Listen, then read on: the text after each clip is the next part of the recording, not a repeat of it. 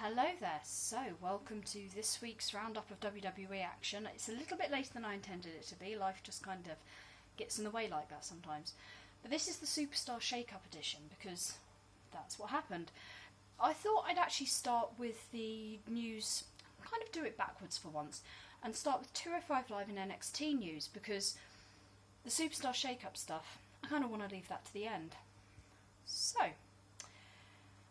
the interesting things from 205 Live this week were that it seems that Mustafa Ali's sticking with his WrestleMania gear, which is a little bit like a certain video game character. Everybody's kind of making the same comparisons now.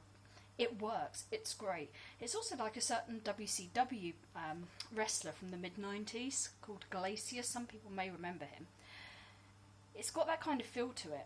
Not quite sure how this came about. It seemed like totally out of the blue. His other gear seemed to be working quite well, but hey, this WrestleMania stuff, this is cool. He fought Arya Daivari, who apparently was annoyed that Mustafa Ali was talking for the rest of the 205 Live roster about competing for the title and everything like that.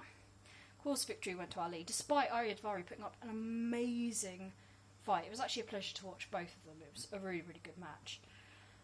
Drake Maverick, the general manager for 205 Live, announced that Buddy Murphy had failed his weigh-in and was a couple of pounds too heavy, and that he would have to try and qualify in the future, which means it's left wide open for who's going to face Cedric Alexander at the Greatest Royal Rumble in a couple of weeks, well, at the end of this week.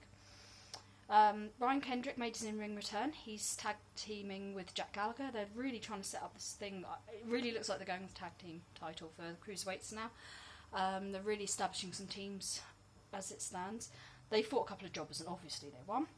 And then Lucha House Party fought Hideo Itami and Akira Tozawa in a tornado tag. Now what that means is that every wrestler's in the ring at the same time. You don't have to tag people in or out. It was amazing. There's no countouts. There's no submissions. So that means you have to win by pinfall. And Lucha House Party got double pin. They pinned the two Japanese superstars at exactly the same time. I'm really impressed with 205 Live. Triple H has really made a huge difference since he's got hold of the franchise, and it's really becoming something worth watching every week.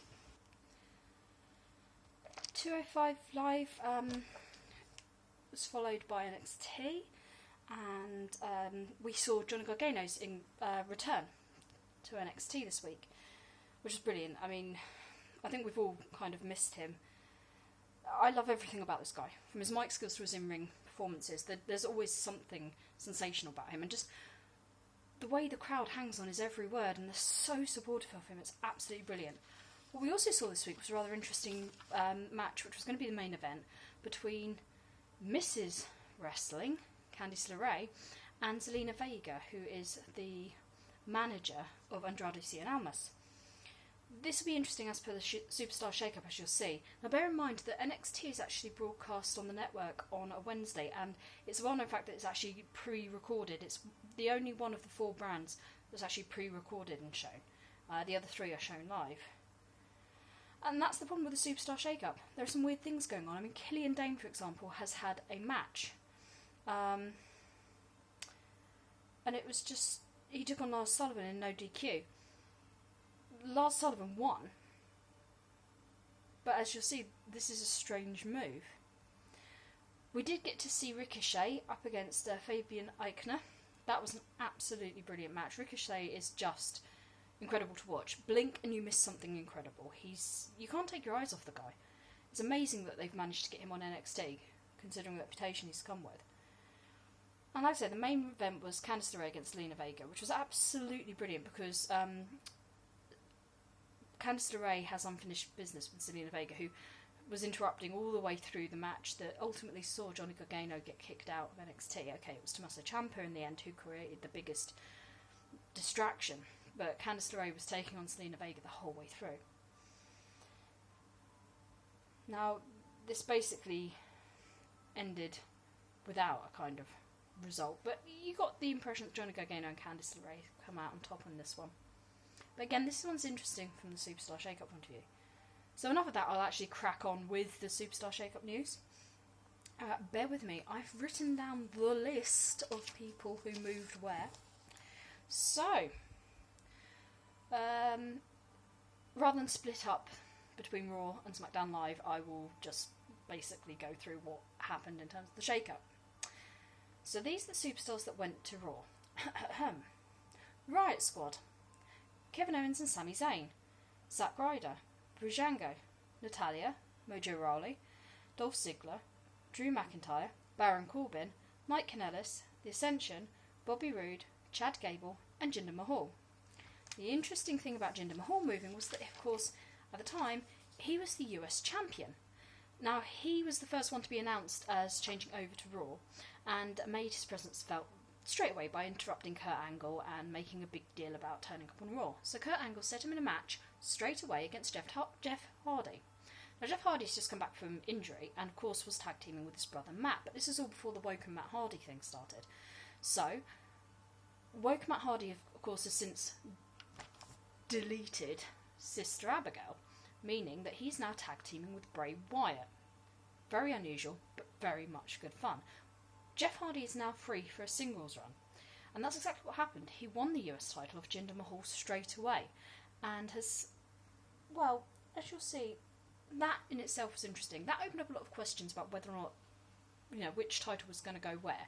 Was the US title going to stay on Raw, and therefore Seth Rollins was going to move to SmackDown Live with the IC title, as rumours had stated, or was Jeff going to take the title to SmackDown? Miz was the first Raw superstar to be announced to go moving to SmackDown Live, and it was apparently at Daniel Bryan's request, because there'd been a bit of beef a few years back about not being able to fight each other and stuff like that. However, he's moving without the Miz-tourage, so Bo Dallas and Curtis Axel are staying on Raw. His final Raw match was a 10-man tag, so it was Miz and Miz-tourage with Cammy, Kevin Owens and Sami Zayn, against Rollins, Balor, Strowman, Lashley and Roode. Strowman got the pin, but the interesting thing was that the Miz-tourage basically disowned Miz. Now, in the next catch-up, you're going to see why that one's a little bit strange, but we'll go with it for now. Rousey and Natalya are supporting each other, it seems, because when Rousey came to WWE and was at the Performance Centre, Natalya was training with her, so there's some kind of friendship angle going on there, which is quite interesting. And now for the superstars that have moved to SmackDown Live. Absolution. This makes sense. Direct swap with the Riot Squad, and Paige is now the general manager of SmackDown Live, so it makes sense to put them there. Samoa Joe. Sanity have come up from NXT, but they have left Nikki Cross on NXT, so this is a bit of a weird one, and that's why Killian Dane's match on NXT was a little bit strange. Big Cass is back from injury, and he's on SmackDown Live. Asuka, which we kind of thought might happen after WrestleMania. Gallows and Anderson without Finn Balor. Finn Balor stays on Raw. The Bar, R-Truth, Andrade Cien Almas and Zelina Vega from NXT. That's why all the stuff with them on NXT this week made little sense. And Jeff Hardy. He did take the US title over to SmackDown Live, which meant that Seth Rollins was definitely going to stay. Monday Night Rollins remains, and he's kept the IC title on there. There will be opportunities at various pay-per-views coming up. Go to Royal Rumble and Backlash for these titles to change without the superstars changing brands. So titles could still hang in the balance there. It's interesting to note that this confirms that Woken Matt Hardy and Bray Wyatt will be fighting together, and also Asuka appears to be teaming up with Charlotte and Becky Lynch. So those are my interesting things to note about that. See you next time. Bye bye.